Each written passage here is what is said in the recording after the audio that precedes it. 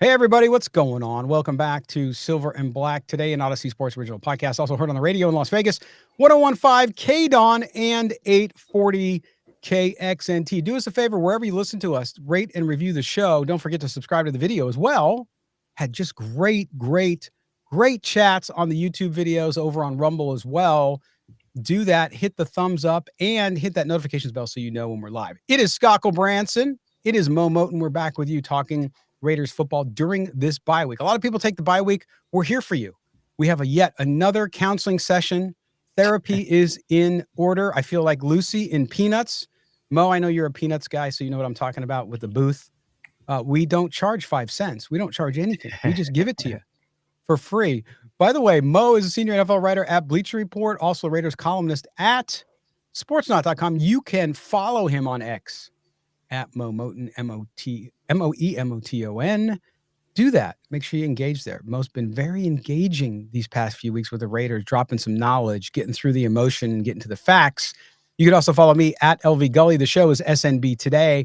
All right, Mo, we got a couple things to get in here. The last time we met and talked, you and I said, man, I hope John Spytek gets in front of the media.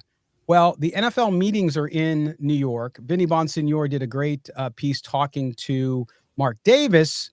We'll get into that in a little bit here, but no John Spytek.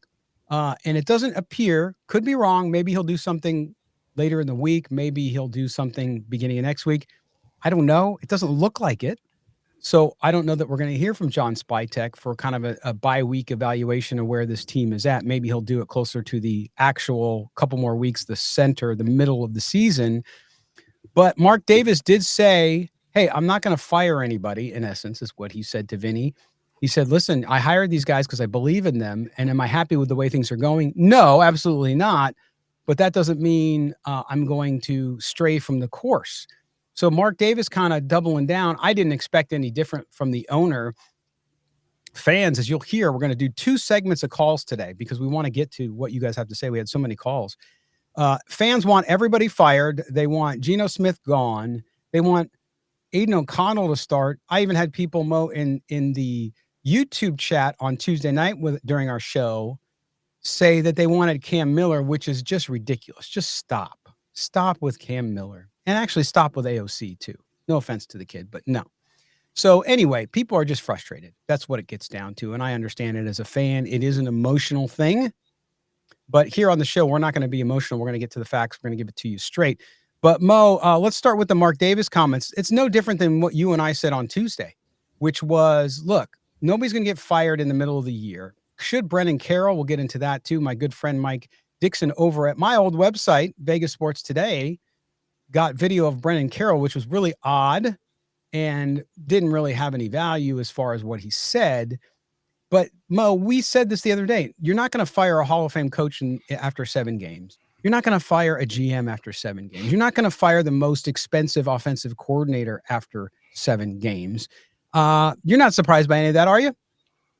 No, that's just not how you're going to do business. And if you're Mark Davis, you've been firing for years now. Every 1 to 2 years, you've been firing. So you're not gonna go and do that again. Vinny Bonsignore tried to make that point on Twitter that eventually you have to have a regime that you stick with, right? Yeah. But we always say on this show that if you know it's the wrong crew of people, the wrong plan, you have to abort mission. The problem here is the people that Mark Davis hired this time around, as you said, are very accomplished or highly paid. So you're gonna give that group a chance at least a year to see what goes on. And I would assume that Pete Carroll and Chip Kelly are going to be head coach and offensive coordinator next year as well. I know Raider fans don't want to hear that, but that's the reality of the situation. They're going to have some time to fix this mess because it is the first year of their regime. And John Spytek as well, being a first-time GM, they're going to get more than 1 year. And I would hope that, 1, they draft a quarterback, and 2, they address some of the problems that we've talked about in the show. Again, I think it's a little bit of stubbornness going on with the coaching. But we'll talk about that as the season progresses. But there are some things that this coach staff is going to have to get over if they're going to turn this thing around, and hopefully they do. But if they don't after year 2, then you're starting to think, Okay, Pete Carroll is 75 years old. Chip Kelly may have a wandering eye. Maybe he starts to think maybe I should go back to college football. Then you start to have those conversations. Do those guys get fired and do they survive? Right, and the thing I always talk about as well is when you talk about a professional football team, and if you've been around any professional team or college team, when I worked in college athletics at UNLV and I traveled with the football team, I traveled with the women's basketball team, I was around the men's basketball team. These become these guys spend so much time. You can't even believe the number of hours a week they spend. Now they get paid handsomely for it, don't get me wrong, at least in professional sports, and now in college they're getting paid too. But they become a family. And so it gets very insular, but it's also that kind of family mentality. Is there dysfunction? Clearly, there's dysfunction in the Raider organization. We're seeing it right in front of our eyes. But you don't take care of things publicly. Fans want public floggings. It's not going to happen. Remember, it's like a family. It's just like in your situation, you got problems in your family. Do you go out talking about it and hold a press conference and say, hey, this guy sucks? My uncle's a real jerk. Now, you might say that to some friends and people on the side, but you're not going to come out and handle all your dirty laundry in public. You're just not going to do it. So I got to preach patience. And I know for people waiting 30, 40, 50 years, that's hard to stomach, but that's the way it goes. And so you're right. I think, even our good friend Jason Fitz over at Yahoo Sports now, who I'm hoping to get on next week, by the way, he did his show on Tuesday where he said Pete Carroll's got to be gone. Now, he didn't say Pete Carroll's got to be gone now. He said at the end of the season. And he brought up good points that we brought up on Tuesday. And I was so glad I sent Fitzy a text and said, dude, we talked about this and you're absolutely right. And that is when you look at Pete Carroll, 74, going to be 75 next week.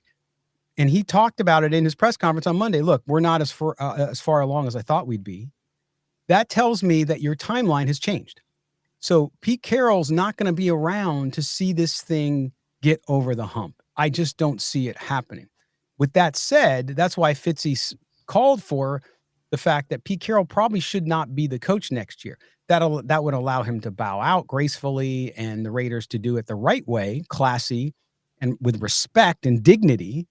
So that could happen. It may not happen, to your point, Mo, but we'll see. The other thing out there is of course we knew it was coming.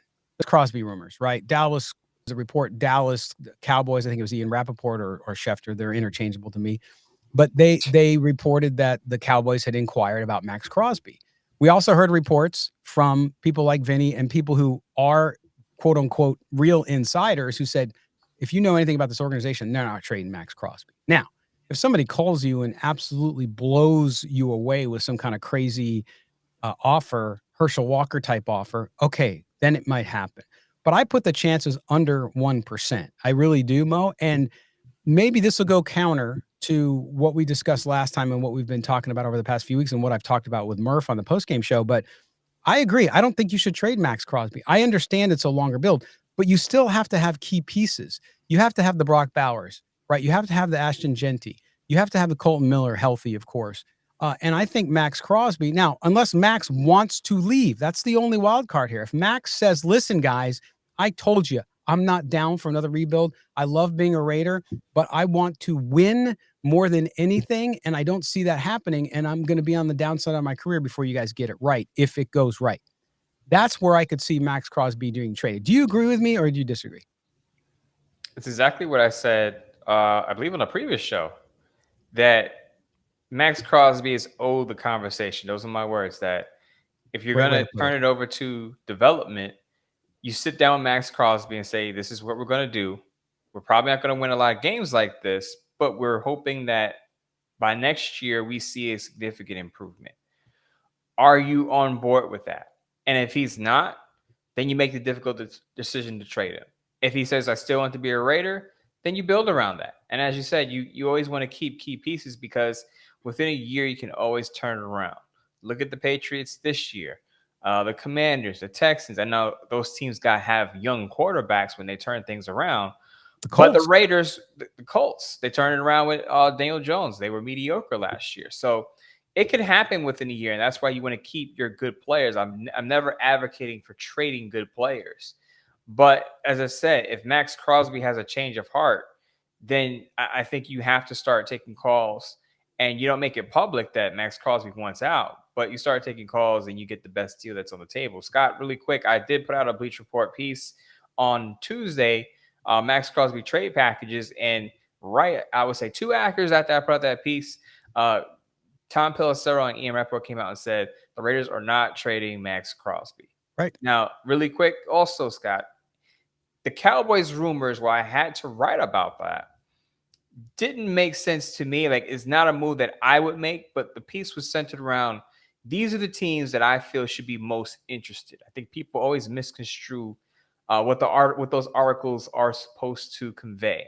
It's not conveying that I'm saying trade Maxx Crosby. It's saying if I were the GM of these teams, this is what I would offer Maxx Crosby, and I would be interested. The nightmare situation would have been the Raiders trading Maxx Crosby to the Cowboys. And by the way, the Raiders have to play the Cowboys, Scott, in week 11 on Monday Night Football in Las Vegas. Can you imagine the No. optics? Maxx Crosby in a Cowboys jersey with a star in his helmet in Las Vegas on Monday Night Football. And that's why I didn't feel like the Cowboys rumors were going anywhere. Right. And again, the thing is too, I was trying to bring up to people in the chat the other night on our show that because there's a lot of self-loathing going on, but at the same time, there's a lot of fans who love Max and they just want the best for him. And I get that. I understand that. But I brought up the point too, and I've been in this position too with jobs, right? When I was in the corporate world, which is sometimes the grass isn't always greener. And by the way, Maxx Crosby, not that he can't be anywhere else, because there's great places to Dallas is a great place. I'm not talking about the team necessarily, but I'm talking about the area, Dallas, Texas, and Fort Worth. It's a great area to live in. There's a lot going on. But Maxx Crosby's heavily involved. He's doing so much in the community in Las Vegas. He's done that since the moment he stepped in town. And, he started a family there, and he might like it there. You guys all know I'm a Padre fan. Tony Gwynn spent his whole career with a bad franchise.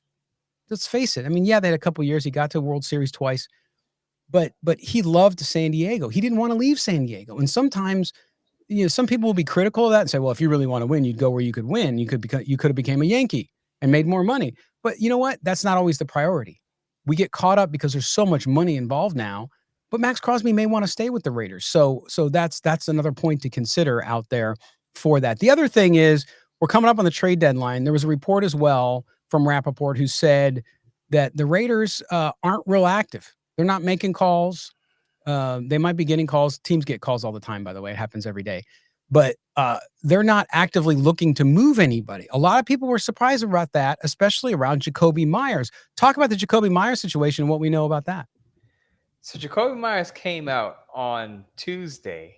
He was asked, does he still want to trade? Because he requested a trade back in the summer, right before the season started, if you remember, when the news came out that he wanted an extension, and it seems like extension talks weren't going anywhere. He requested a trade. The Raiders told him no, and he said, oh, okay, I'll just suit up and be professional about it and go about my business. But they asked him, does he still want to trade? And he very nonchalantly, very matter-of-factly, and he's like, oh, for sure. And it was kind of like, yeah, I still want to be traded, but I'm going to do my job. Right. And one, it says a lot about him as a professional because a lot of players pout and hold out and do all of these things. Yes.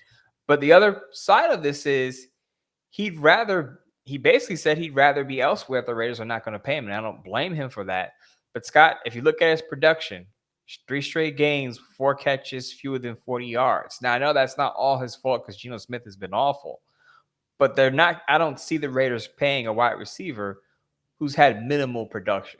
Right. So I think this only goes one way, Scott. I think he gets moved before the November 4th trade deadline. I know what Pete Carroll said, saying that he expects Jakobi Meyers and Brock Bowers to be out there against the Jaguars. Guess what? He didn't say anything about that Denver Broncos game that's on a short week right after that. On the other side of the trade deadline. So I think that they eventually move Jakobi Meyers because teams are going to be calling for a number 2 wide receiver. Right. You talked about the Steelers as a possible destination, which I think makes the most sense out of anything. But listen, I want fans to be realistic here. If they move Jakobi Meyers, I'm thinking maybe a 5th round pick in return. I think that's about it. To your point about his production, he's now coming off an injury. I don't know how severe the injury is. We really don't know. It sounds like he'll be back after the bye week, as will Brock Bowers, which is good news. But the value there is not great. So if he does get moved and you want them to trade him because we need draft picks, as fans say, you're going to get about a 5th round draft pick. It's not stellar. But yeah, you get nothing if he walks away. I think you get a competitive free agent after the season. So yeah, you would get a 4th instead of a 5th. So in some ways, if they don't trade him, it's not all is lost. They'll still get some compensation for him if he's signed next year, which I would assume somebody would sign him. And if he doesn't sign, something tells me he'll go back to the Patriots. I just have a feeling about that. But we'll see. We'll see, because the Patriots are moving. Drake May looks good. They're moving in the right direction there as well. Also, we talked about Spy Tech at the beginning, and our good friend MDM out in Hawaii, our loyal listener and YouTube viewer, he was talking about how this draft class is a bust. And I was arguing, of course, respectfully, because that's what we do here. We don't get into name calling and all that kind of stuff when we disagree. I told him, because you and I were very critical of Spy Tech as far as the way he handled free agency, and then his draft picks are there. The draft picks not being active is not him. That is the coach. When you're a GM, again, you give the players to the coach. It's up to the coaching staff to decide who plays, who's active, all that stuff. That's not. Now, can John Spytek talk to Pete Carroll and say, Pete, what's going on? Why aren't you activating these guys? But you kind of it's a fine line. You don't want to be overly pushing your coach. But I listen, after 7 weeks, you can't call any draft class a bust. You just can't do that. Do you agree with that? You can't call it a bust because, one, as you said, Pete Carroll is not playing them. So how do we know if they're not starting caliber players? To me, when you call a player a bust, you've watched that player perform, and he's clearly not an NFL caliber player, or he's underperforming at his draft position. You drafted him 7th overall, and he's still a backup, right? i.e. Tyree Wilson, right? So you've seen the player perform, and he's not fulfilling those expectations. You can't say that about most of this draft class because they've had minimal playing time. How can you say Darian Porter is a bust if he's on the sideline playing behind Kyu Blu Kelly, who's getting toasted every week? How can you say Caleb Rogers and Charles Grant are bust if they're not even on the field? Caleb Rogers hasn't been active for a single game this season. No. So I think you could call the coaching staff decisions a bust because yes, they're not getting those young players active in a season where the Raiders are now 2-5. But you have to at least see these players play before you could say they're disappointing. And look, I think the biggest omission here is Charles Grant, because there was an opportunity to put him at left tackle. Now, I know that's a big task because you got Forsyth out there who's getting killed. So what do you have to lose by having Charles? He's a 3rd round draft pick. And I had people tell me, well, but he's a project, the 3rd round draft pick, because the draft wasn't that good at offensive tackle. True. But what do you got to lose? Put him out there and see. If he gets hammered, you can take him out after 1 series, 2 series, whatever you think is the right point. But you have to get him out there. So we'll see. Let's not call a class a bust. I'm not giving Spy Tech a pass on all the mistakes I think he has made. And I think there's something else behind that, which we'll get to right after the break. But yeah, it's a very interesting discussion. All right, we're going to take our break here, pay some bills. When we come back, we're going to talk a little bit about Tom Brady for a few minutes, and then we're going to get right to your calls for the rest of the show because we got a bunch of them lined up. You're with Mo and Scott. This is Silver and Black Today. We're coming right back. All right, Raider Nation, let's tell you about our good friends at Sleeper Picks. Yes, Sleeper. They have a special offer remaining just for the next week and a half. We got October. In October, all you got to do is go download the app, sign up, and guess what? They're giving you $20 for free to use to play daily fantasy football with Sleeper Picks. Not only that, but if you make a deposit of your own money up to $100, they're going to match it up to $100 using the code GENTY, which you can only get here from Silver and Black Today. That's the code GENTY. They will match it 100% up to $100. Okay. And that means you can start with $120. But even if you don't want to deposit yet, get the $20 for free from Sleeper Picks and try it out. See what you like. I guarantee you will love it. There's no better way to play daily fantasy football. And every week, twice a week, we're giving you picks. I gave you my picks on Thursday. Now we're going to give you Mo's picks. Mo's going to make some picks here. And let me jam on this so I can get everybody in to the Sleeper app. By the way, you can check out the details of this offer and of Sleeper Picks on the website or on the app with the rules and regulations there. Okay, Mo, Thursday night game coming up here. We're going to do your picks. We have, of course, the Minnesota Vikings and the the Chargers and the Minnesota Vikings. There we go. I got the right game up now. Give me your picks, buddy. What do we got? Start with the Minnesota Vikings and their run game. I don't know if they have Aaron Jones and or Jordan Mason up there. Aaron Jones on IR. But the Chargers' run defense has struggled over the past few weeks. Jonathan Taylor, Bill from Washington, Jakobi Meyers ran over the Chargers' defense. So I'll say this, if Aaron Jones plays, use his rushing yards total, whatever the over-under is. If it's Jordan Mason, whatever the over-under is, choose it. Because the Chargers are giving up a lot on the ground. I believe they're outside the top 20 in run defense. Again, Aaron Jones is on IR. The Vikings have designated him for return. Whoever the starting running back is, play the over on the rushing yard total. Yeah, right now they have Jordan Addison because of the uncertainty with that. And even with the rushing yards, Mo, right now they're not offering any picks yet because of the unknowns there as well. So let's go to, so they have Jordan Addison with receiving yards and Justin Jefferson with receiving yards as well. So let's pick one of those. We'll do something different. Okay. What about, is Carson Wentz up there? With rushing yards? Yes. Yes, he is. As a matter of fact, 10.5 rushing yards, my man. Okay. Go over on the Carson Wentz rushing yards. We'll do something different. We'll do something a little bit risky. Yes. So we have, so Carson Wentz over the 10.5 rushing yards. All right.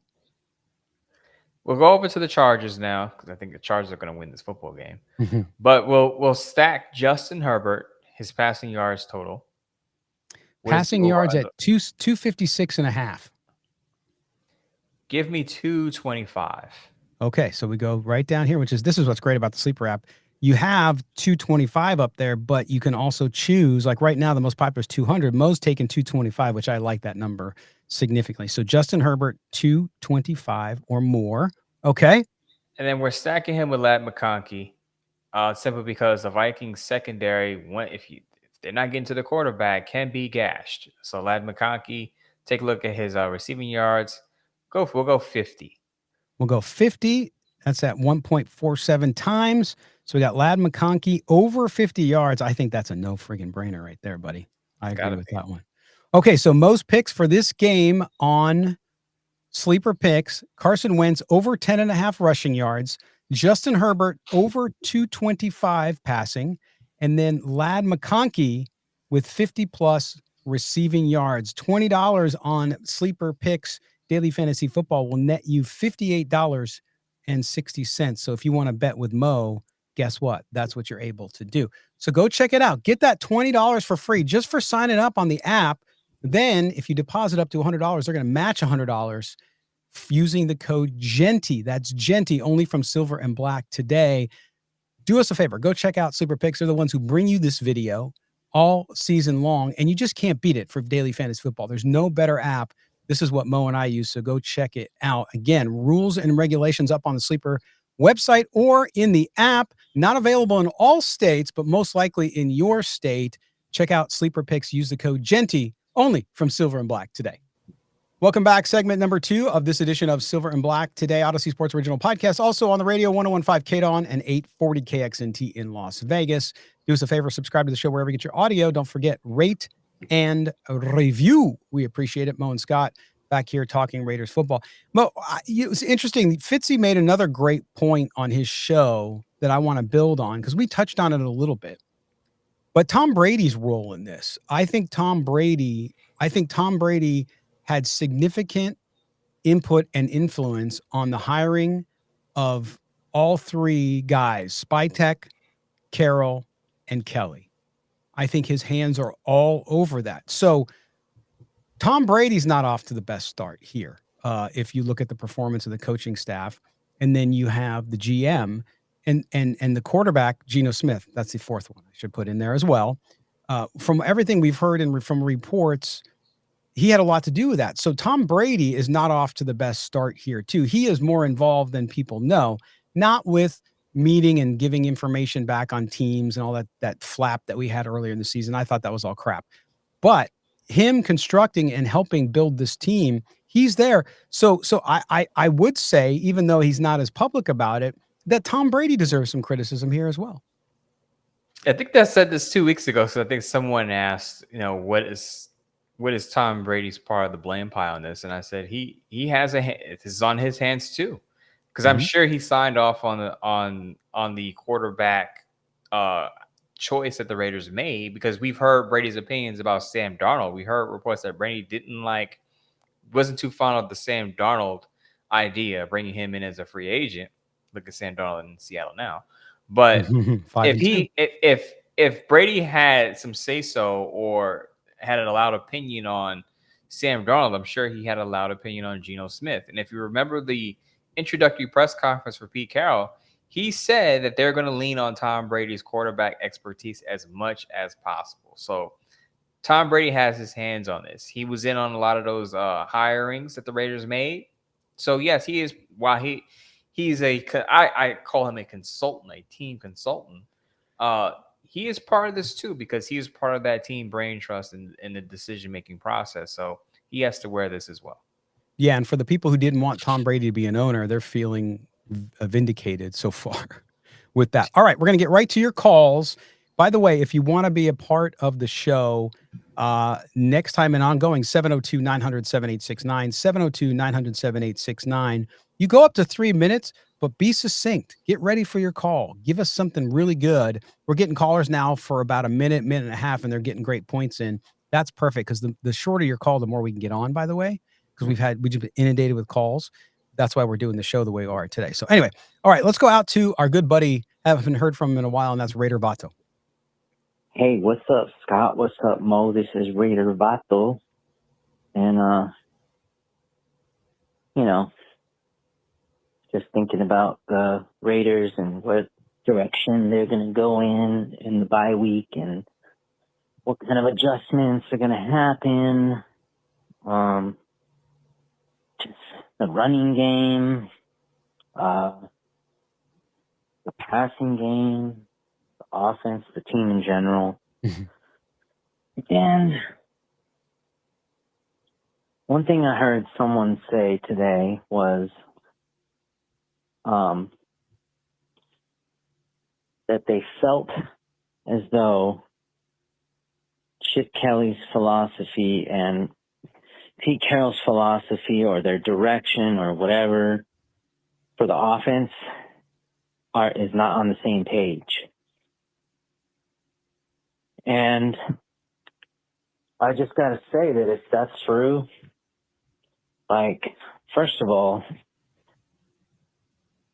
this is crazy, because I come from a military background, and who's ever in charge is in charge, right? And it got me thinking about this whole, the reason Geno's still playing is because, one, that's Pete's guy, but two, the money that they're paying him. And I hope that the team is not, Pete and Chip are not freaking going back and forth, and other voices in the organization are trying to tell Pete, we're paying Chip this, and I don't know. I hope it's not that, because if it is, this is like freaking high school stuff, man.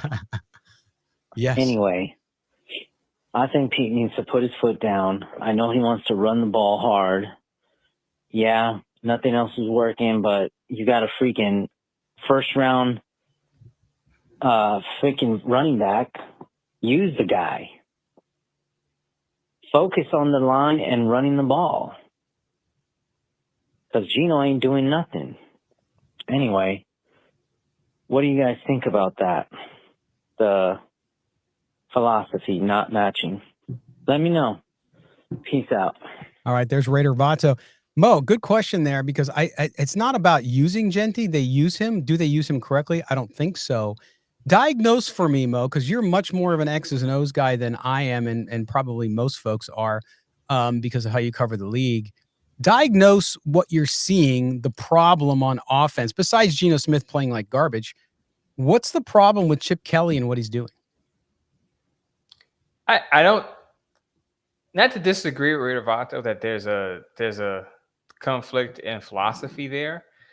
I think the Raiders, and as many of us did, I know you said aside from Geno Smith playing like garbage, I think the Raiders expected Geno Smith to be a much better player than what he's showing right now. Because of Geno Smith's interceptions, the Raiders have to pare down their playbook. I know it's about Pete Carroll loves to run the ball and do this and do that, but this offense was supposedly built to also stretch the field with Trey Tucker and Dante Thornton Jr. and of course Brock Bowers while healthy. But it was designed to be a balanced offense. That's why you draft Dante Thornton Jr. and you put him in a starting role for Week 1, right? And that's why you get Trey Tucker a significant role coming into the season. But Geno Smith's play, we have to talk about it. You can't talk about the play design and the play calls without talking about Geno Smith's play. The quarterback's performances dictate what you can and cannot do with the offense. Also, the offensive line, of course. Bingo. But if Geno Smith is throwing interceptions every time he throws 20 yards down the field, then guess what? Now you're relegated to a dink and dunk offense, which is what we saw over the last 2 weeks. Now defenders of the opposing team are able to play close to the line of scrimmage because they're not worried about getting beat over the top because Geno Smith isn't threatening over the top. So once the Raiders start to pare down their playbook 2 weeks ago, and I believe it started against the Tennessee Titans, you really can't say there's a conflict.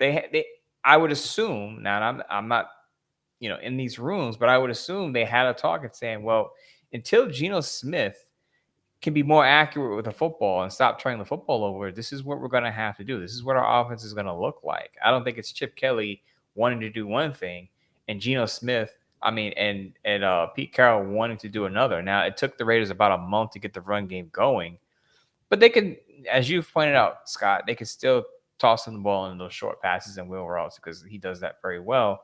And I would like to see more of that. But with Chip Kelly, let's remember his Ohio State offense and his offenses at UCLA, they ran the football. This wasn't like Chip Kelly from the Philadelphia Eagles years. Right. Chip Kelly, his offenses were very good at running the football. So it should have been a very good match between he and Pete Carroll. Right, and I know it's college football, but he had 2 1,000-yard rushers last year at Ohio State winning the national championship. So there you go. All right, Vato, thanks for your call. Now we're going in my neck of the woods. Jesse from Cincinnati. Here we go. Scott, Mo, this is Jesse in Cincinnati. Hey, listening to your Tuesday show, not because I'm excited about the Raiders, but because I find you all entertaining.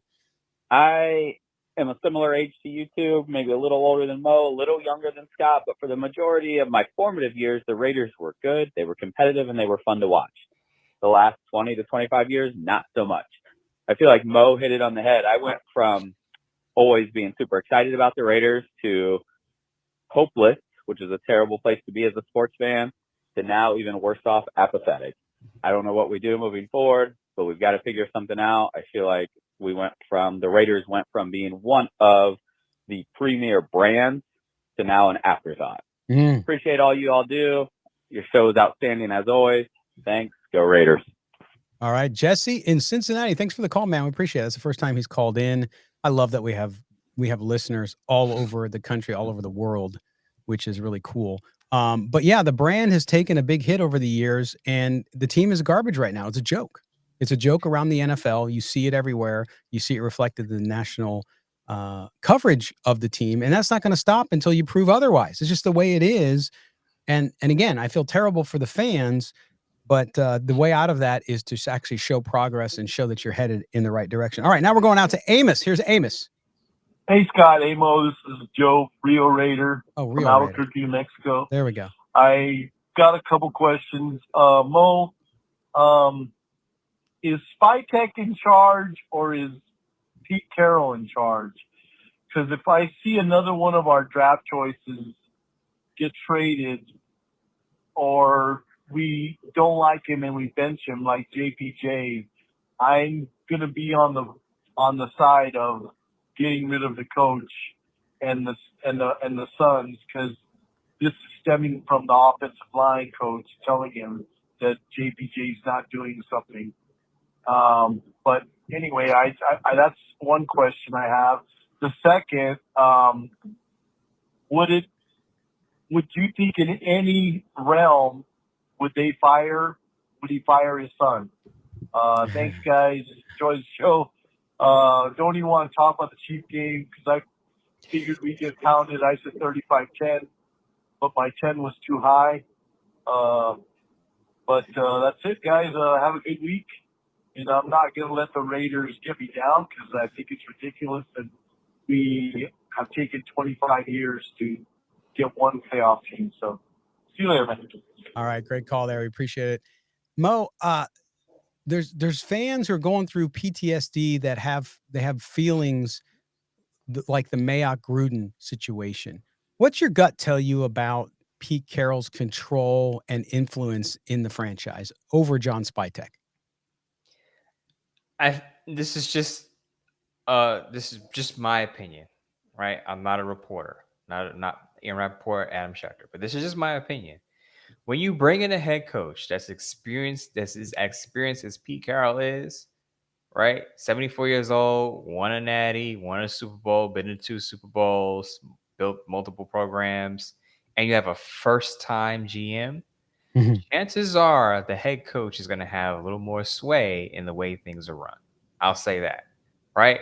Anytime you have someone who's way more experienced than the other, someone who's been doing this for decades versus someone who's been in their position as a lead GM for his first year, it's his first year as a lead GM, Pete Carroll is probably making the calls. I'm not saying he's making all the calls. I'm sure that John Spytek, has a part of this where, you make the draft picks or you get your scouting team together and you guys bring in some young players for the roster. But Pete Carroll, and this is why you're not seeing some of the young players on the field, is because Pete Carroll is probably thinking these guys aren't ready. Not that Spytek and his scouting department did a poor job, but I'm going to do this the way I want to do this because I've been doing this longer and I think I know what's best for his football team, whereas John Spytek still learning on the job. So to answer the question, I feel like Pete Carroll is leading this regime right now. And in Seattle, he also had some tell in how the Seattle Seahawks were drafted. Now, John Snyder does a good job, experienced GM, but Pete Carroll had some personnel decisions there as well. So I would assume that goes for this situation with a much less experienced general manager. Also, what I'll say is that we didn't touch much on the JPJ situation about him getting pulled in the previous show, but JPJ getting pulled, in my opinion, also speaks to the coaching staff, but just making decisions based on, I don't want to say feelings, but things other than dire football decisions being made. Now I know JPJ didn't play well. People are going to watch the tape back and say he was awful, and you're right. But as I've said, there are multiple players who didn't play well in that game. Yep. Why is it that JPJ gets singled out for his bad play, but the other players are not getting singled out for their bad? And that's why, going back a couple of weeks when we said it was personal, you can't make any other assumption but that. And I also think, to your point about Carroll and his power, part of that to me has been proven by the fact that we're not hearing from John Spytek. This team is struggling mightily after the worst football game in the modern history of the NFL, because it was the worst football game ever. And you would think that, John Spytek would want to come out and say, hey, here's our vision. Here's where we're going. Here's what's going on. Yes, it's bad right now, but we have the plan. We're working through the plan. We want you to stick with us because we're going to get there. Okay. That's what you need to hear from your GM. And we're not hearing it. So I think that reaffirms what you're saying, Mel. All right. We're up against our final break. When we come back, we're going to get to the rest of your calls on this edition of Silver and Black Today. Don't go anywhere, or we will come find you. We're coming right back. Back the home stretch here of Silver and Black Today, an Odyssey Sports original podcast, also heard on the radio 101.5 KDON, 840 KXNT in Las Vegas, both Odyssey stations, of course. Moton, Gulbransen, we're taking your phone calls, providing Raider Nation therapy during this bye week. So let's get right back to it. We'll start with our good buddy, Anders. He's out in Oakland. Here's Anders. Hi, fellas. It's Anders from Oakland. I think I've missed the cutoff on the last couple of things, or I probably didn't have anything of value to contribute, which is totally fine. You guys have so many good callers. But I just listened to Pete Carroll's Monday press conference. That is one dead man walking. He is complaining about not having a few injured players at his beck and call. Let me just read this. Brock Purdy, toe. Ricky Pearsall, knee. Brandon Ayuk, knee. Juwan Jennings, ankle, ribs. George Kittle, hamstring. Nick Bosa, knee. That's at least 2 Hall of Famers right there who are out. And the Niners won. And we're complaining about a tight end and a second-tier wide receiver. Good Lord. And this guy is so cooked, it's not even funny. Then he has the gall to imply that he doesn't have the roster that the Kansas City Chiefs have. And he's talking about all the great Chiefs players. Dude, you ripped up the linebacker core. You tore apart the secondary. You reshuffled the offensive line to where nobody knows what the hell they're doing. You brought in a quarterback who doesn't know what he's doing. And I mean, it is absolutely pathetic to listen to this guy make excuses for the fact that the game has completely passed him by. He's running a cover his deep shell game that hasn't been played in 15 years. And unless you have the best athletes in the world, you cannot play that defense. But we're going to do that. I want 6'4" guys who run a 9.40 on a good day. Good Lord, just get rid of the guy already. Jeez, man. All right. My 2 cents. At some point, I'm going to tell you about some strategy shit that we can talk about. But this is so bad. Hey. Now that was a great call. Anders, of course. I expect that from Anders. Smart dude, understands football, understands business. And Mo, are you shocked as I am on Pete Carroll's demeanor? Now, I'm not expecting him to go out there and rip everybody. That's not, I know fans would like that, but that's not going to happen. But I am surprised by the excuses. The roster stuff, he's not wrong on. Yeah, their roster's nowhere near the Chiefs. They had lots of holes going. We've been talking about it since last year. But are you surprised by a lot of the excuses and whatnot that Pete Carroll's giving? Shout out to Andres for business wisdom, business corporate world wisdom, and some football knowledge being dropped on that one. But yeah, I'm surprised because I before he took this job as Raiders head coach, I never looked at Pete Carroll as an excuse maker, and that's all he's been doing.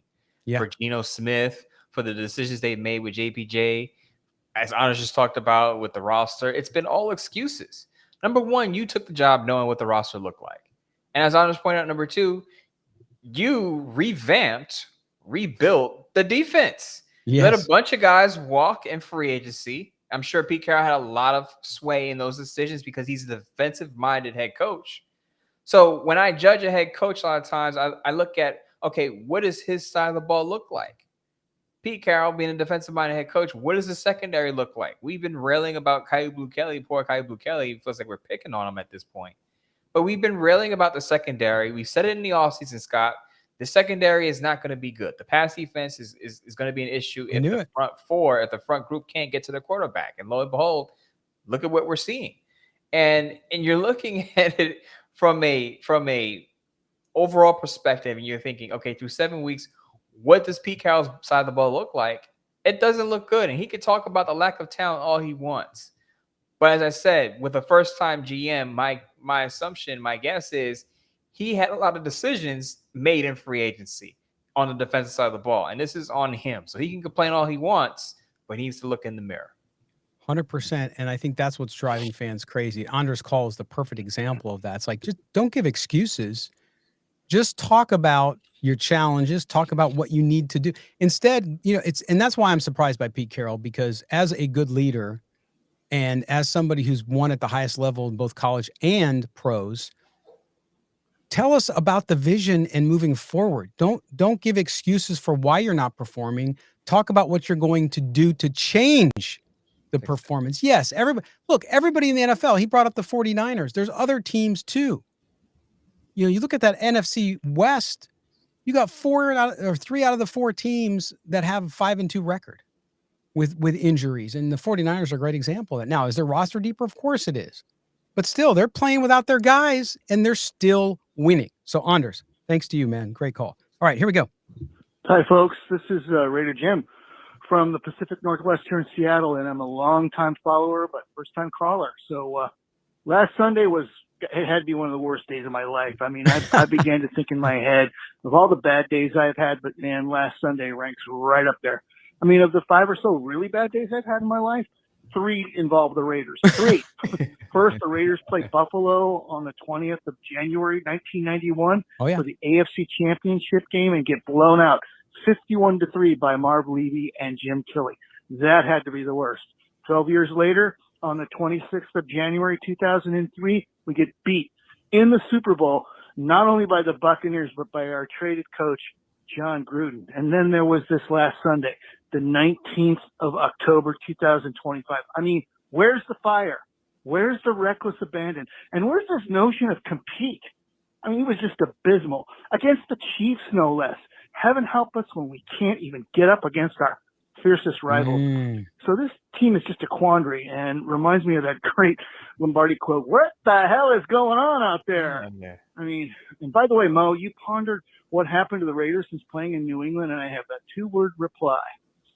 Brock Bowers. I mean, it appears Carroll, and Carroll's alluded to this, that a majority of their plans of the season was structured around having Bowers as a key ingredient in their recipe for success. But what faulty reasoning in my mind. I mean, to use another truism, you can't just put all your eggs in one basket. I mean, it's not a good investment. It's just another example of where, as you guys pointed out earlier, these coaches have their heads in their rectums. I mean, injuries are part of the game. We need to keep fighting. You also touched upon the notion of our ineptness in personnel regarding the QB position, and I agree. I mean, as you noted earlier, John Schneider, the GM of the Seattle Seahawks, they went out and they got Darnold as a bridge QB, and they went out and drafted Milroe to develop for the future. Before that, Schneider went out and got Matt Flynn, but they also drafted Russell Wilson. I mean, it's a smart way to go. And this, by the way, comes from the Ron Wolf tree. I mean, he's a Hall of Famer. Ron Wolf, of course, started with the Silverback years ago and eventually went on to be the GM for Green Bay.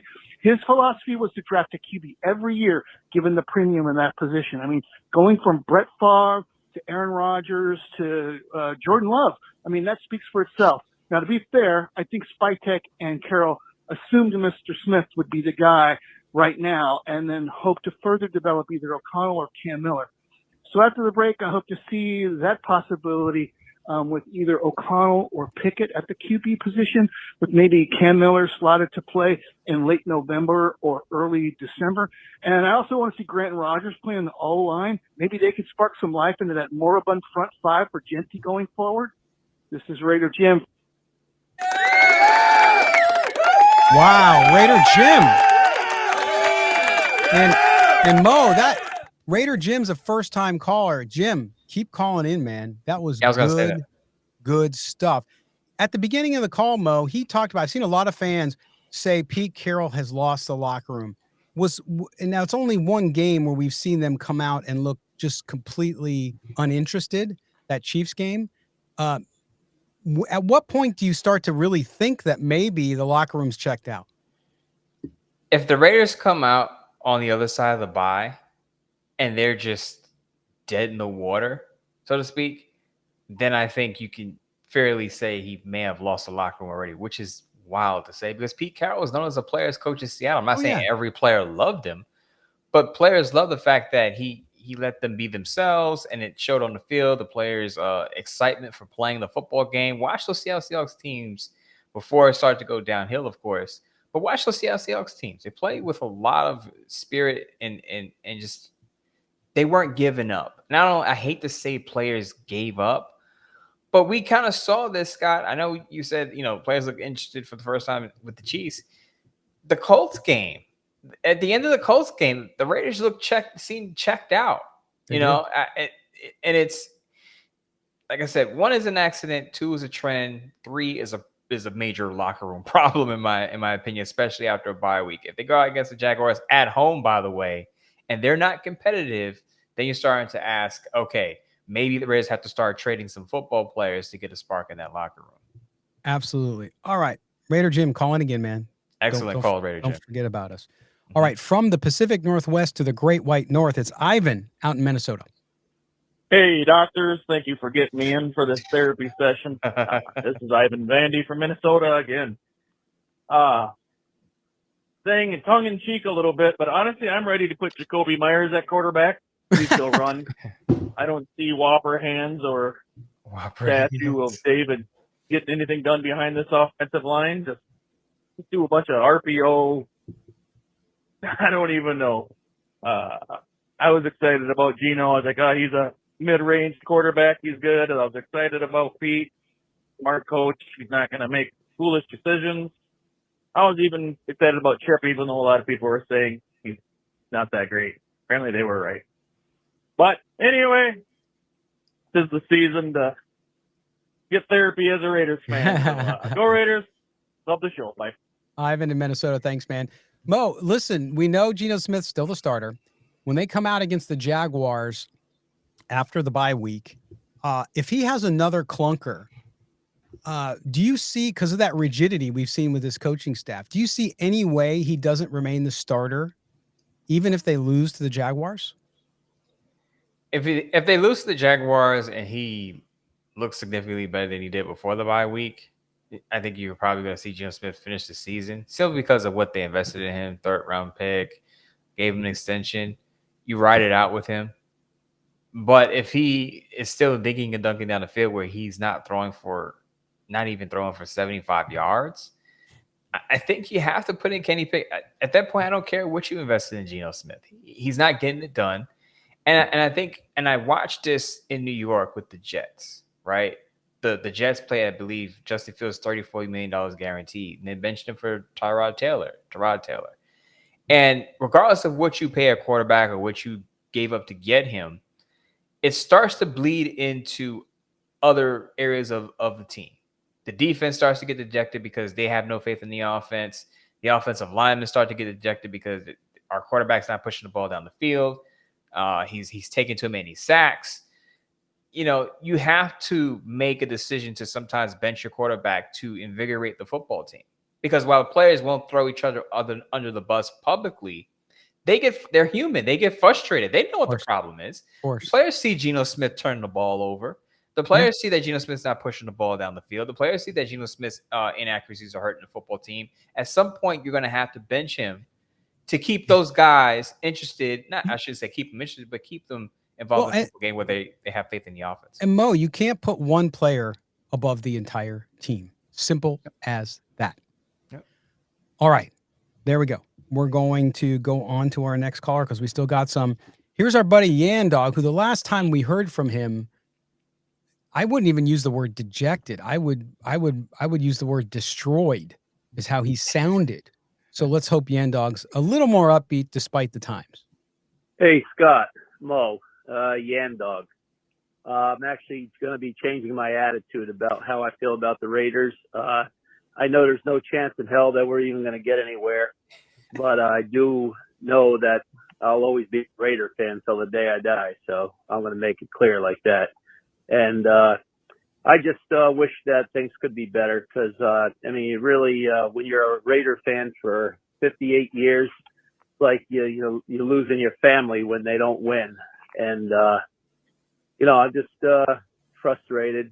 Me and Tarek, we're very frustrated. And he's been a fan for 40-something years. And I just listened to my buddy on the personal note where he was able to, you could see who he was. That was pretty cool. And I listened to him. And but I just wanted to say that, it is what it is. I got to try to have a better, attitude, but it's hard, especially when you're seeing the Raiders. I've seen the Raiders win 3 Super Bowls and what they were about, and Raider Nation being great. But anyway, that's about all I really want to say, just to tell you how I feel. And that's it.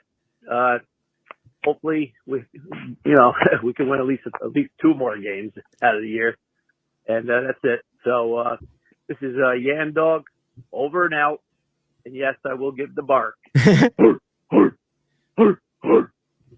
All right, the Yan Dog we love is back. Glad to hear you sound better, my friend. Good stuff. All right, now we're going out to Johnny in Florida. Here's Johnny. Scott and Mo, Johnny in Florida via Cali. I'm watching the show right now and some good callers, but at the end of the day, it's like this. The Raiders have multiple players on the field that shouldn't even be in the NFL.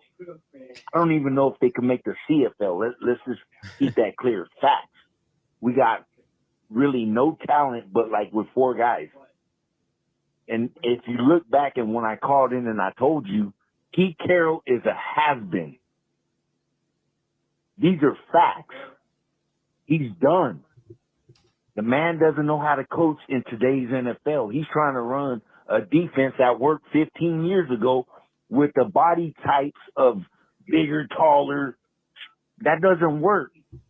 The league's moved on. And he plays favoritism like this is unbelievable. I'm scared to we got to get rid of him. Moving forward, we got to get a young-minded person that can develop a young-minded quarterback.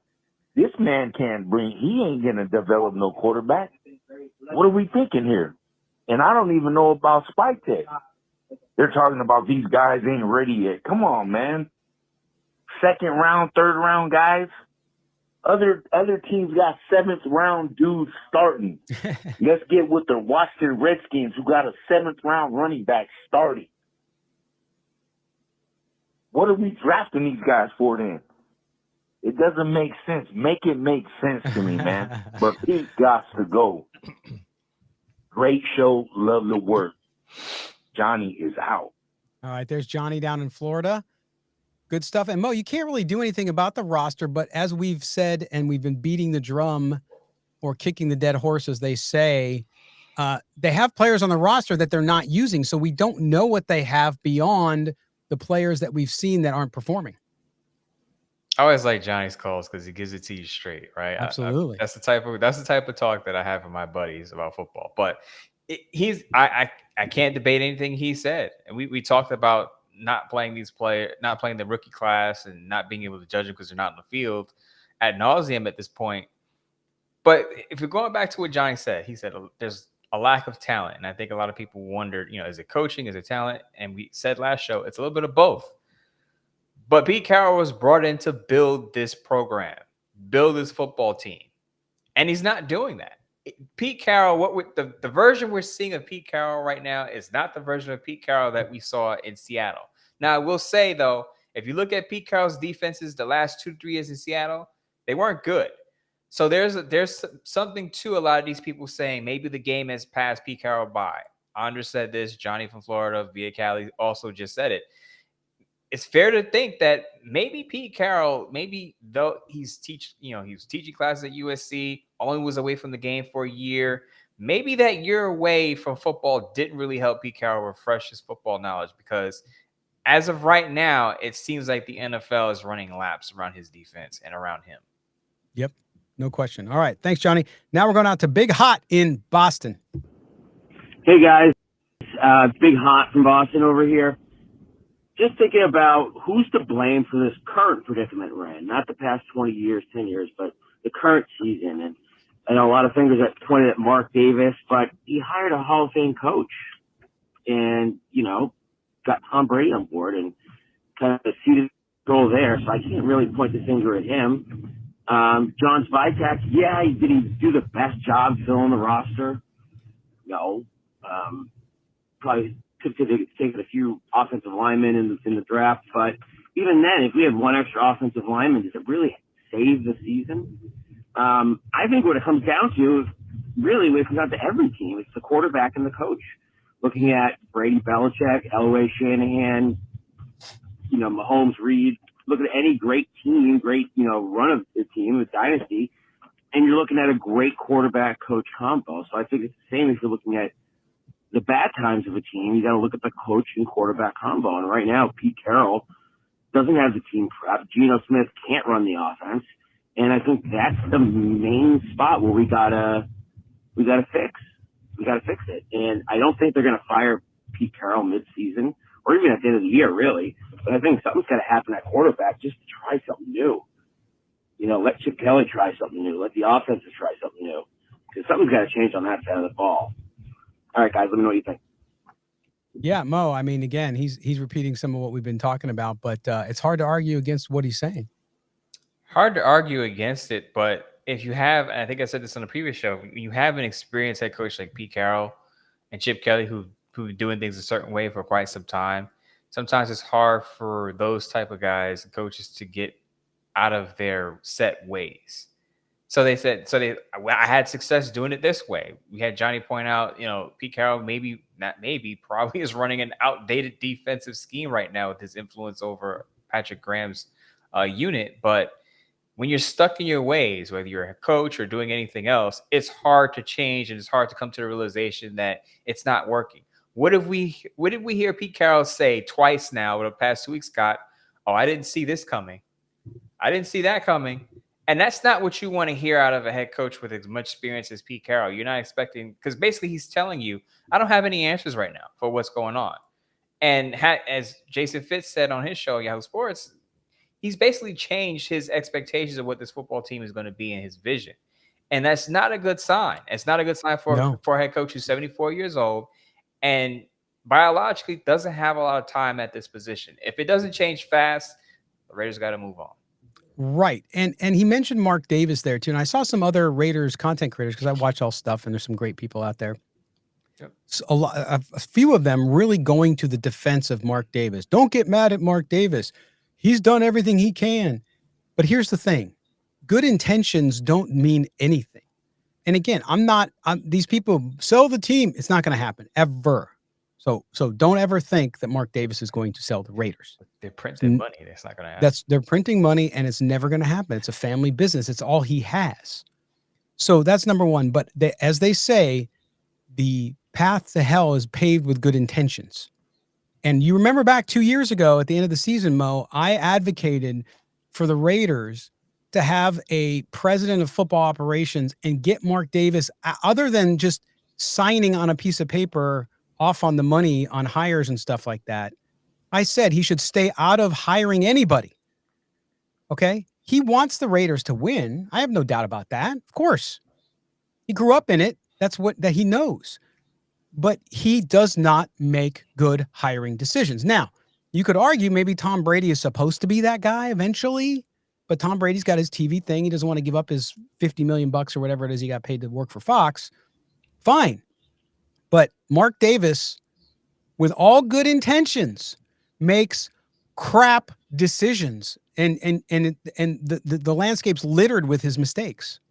So Mark Davis doesn't get off the hook because he's a nice guy and you like him. Doesn't matter. You own it. He has to own it. He has to get out of the way. Moving forward, I would hope that that's the way it works.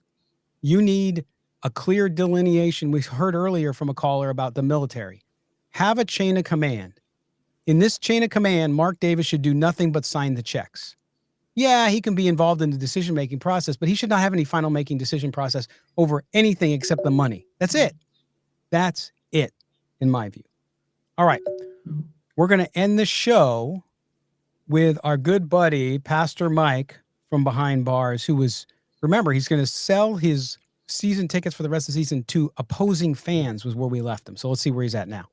Scott, Mo, Pastor Mike Behind Bars. All right. Had a couple of days to think about it. No, I'm still not going to any games. Still selling my tickets. That's fine. You know, I mean, I love my team. I support them, you know, year in, year out. And so that's all cool. All right. Just had to get that off my chest. All right. Now, what would I do? What I do to remain, or what I think the Raiders need to do. And, you know, Mo, you've said it. You both have said it. You know, you got to play the young guys. Okay, you need to play the young guys. You need to trade Jakobi Meyers for draft picks. I don't know. I mean, there's a lot of rumors. Maxx on the trading block. But you guys even said it. I agree with you. You said, in your show is that, hey, you need to talk to Max. This is what's going to happen. This is where we're at. Are you on board? If he's on board, yes. If not, okay, trade him. So, but those are the things I would do. See what you got, collect those draft picks and build in the trenches. We have to see these young offensive linemen. Part of Geno's problem has been, he doesn't trust the offensive line, right? And they haven't been blocked well for him. So you got to do something different and, cut Kappa and start the rookies. Let's do it and invest in JPJ. I just don't know what's going on there either as well. So it's a mystery. But that's my 2 cents. That's what I think I would do. You got to look towards the future because this year's gone. All right, you guys have a good one. I'll see you when I get back from Cabo. Enjoy Cabo, Pastor Mike. We appreciate the call as always. Thank you. And Mo, yeah, the young players. Remember, 10 guys drafted this year, right? Is it 10? It was 10. 11. Excuse me, 11. Thank you. 2 of them play. I mean, let's face it, Jack Besh and Ashton Genty. That's it. To me, that's the coaching staff. And so that's where I think the disconnect is between Spytech. We don't know because Spytech hasn't spoken. But the disconnect is, and to Mike's point, we've been advocating for it too, is play younger players, see what you got. Are they going to make it? Do you have any talent there? And the question is because they're not doing it. And so why do you have a draft class if you're not going to play? These other retreads that you have out there, like Forsyth, and then Kayubu Kelly, who I'm not saying doesn't have a role with this team, but he clearly needs some work. It's inexplicable why they don't turn to some of these young guys. And that's where and the coaching staff has to own that. When you're 2-5, going into a bye week, you have to choose a direction. You see it every year. You either are trying to make a midseason run to get to the playoffs. You may start selling off veterans, trading veterans, or you take the other path and you start developing young guys. The Raiders need to come out of the bye. I know it hurts to say because fans want to watch their team win football games, but the Raiders have to come out of the bye and make a concerted decision to start the youth movement. I said this 2-3 weeks ago. When the Raiders got plastered by the Colts, 40-6, Scott, I said it then. Start the youth movement. Pete Carroll, as one of our callers Anders pointed out, is complaining about he doesn't have enough talent on the roster, right? Okay, so then you start developing for the future so that you have the depth in 2026 and 2027. You start playing these young players so you find some of these diamonds in the rough, as you found in Seattle. How do you think he found Reek Woolen? Reek Woolen was a late round draft pick, but he put him on the field and see what you got. And the fact that Pete Carroll is a much different version of himself in Las Vegas is puzzling to me. The excuses, the hesitance to play young players. I don't want to say he lost the locker room yet, but if it goes in that direction, you didn't hear that in Seattle, that he was losing the locker room. But why is it, and I'll end it with this, why is it that, I'll ask this question, why is it that the Raiders get the worst version of head coaches, players who've been productive in other places, coordinators? Why is it the Raiders get the worst version of these people in their organization? I think the simple answer to that, and maybe I'm oversimplifying, Mo, is because they're always trying for the quick fix. The quick fix doesn't work. They missed out on a young coach. Maybe they never had a chance at one because the organization's been such a mess. But you bring in a young GM, you don't have to bring in a tandem together, meaning that they're buddies and they come in like the McDaniel-Ziegler thing.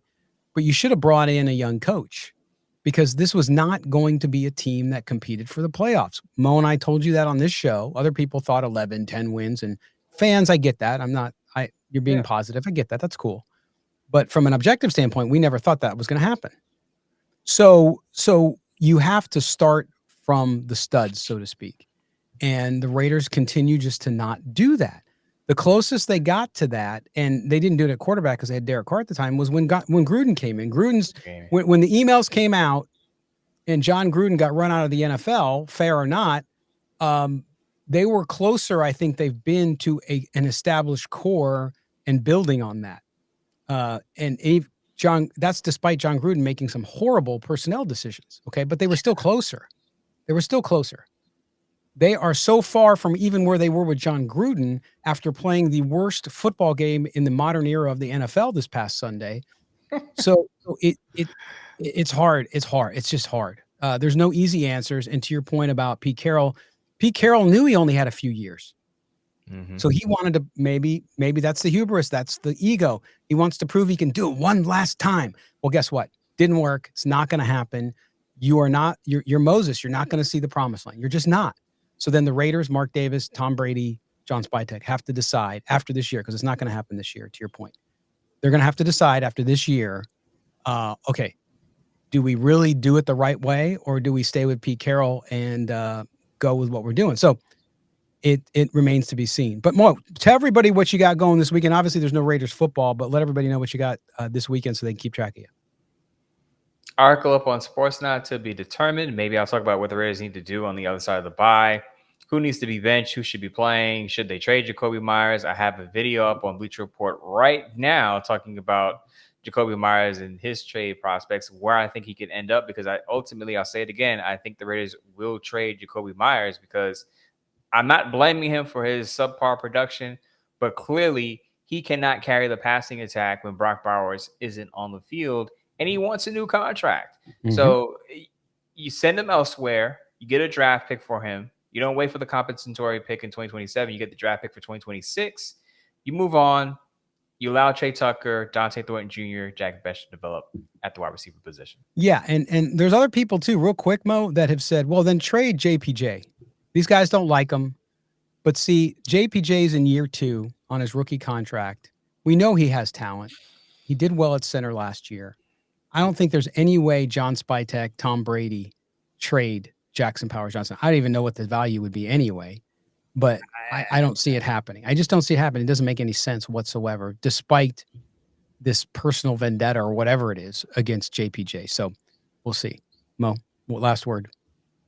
I think there's a possibility. The way they're treating JPJ, and I'm not saying he didn't play well last week, but if you're going to bench a player second year because of a poor game and not have a selective competition, so to speak, across the board, then you might as well move on. They don't think JPJ is a starting caliber player. He's always competing. Then just move on and get something for him.